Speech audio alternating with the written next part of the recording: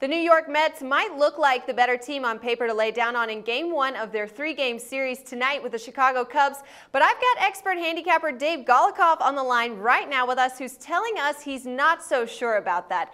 Now, Dave, the Mets are on a roll here. They've won 4 straight, but you're still doubting them. So what's holding you back from taking New York on the money line? Well, really, it's just how they perform in John Neese's starts. You take a look at his numbers on the year, and they're actually not bad. Solid pitcher for the most part. But when you take a look at the win-loss record, the Mets have dropped 7 of his last 8 starts. So that's a bit of a concern for me, taking them on the money line.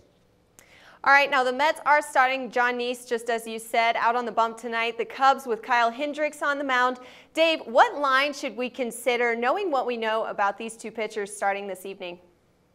Well, I think a lot of people will lean under. Both offenses have been struggling over their last 10, 11 games.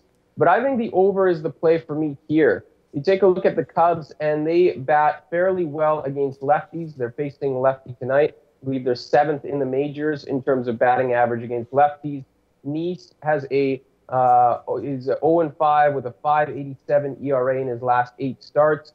Doesn't pitch well against the Cubs, as he's got an ERA over 5 against them as well. So add it all up, as well as Hendricks on the other side, who has a whip and opponent batting average that's much worse on the road than it is at home. Opponents batting .291 against him on the road, and I think we'll get an over in this spot.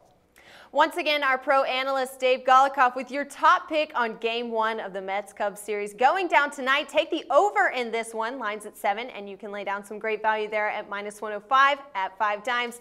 For the best selections and predictions on MLB action, keep it locked right here with us at Sportsbook Review.